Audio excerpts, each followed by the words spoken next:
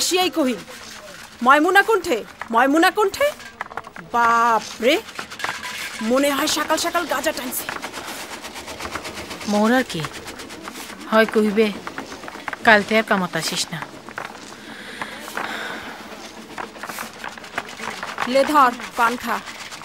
না বউ, এমনিতেই মই মানুষের চোখে বাঁচো না, তার মধ্যে আবার পান খামনি। কি আর কহিম, সর্দারলে তো সুবিধা না হয় রে।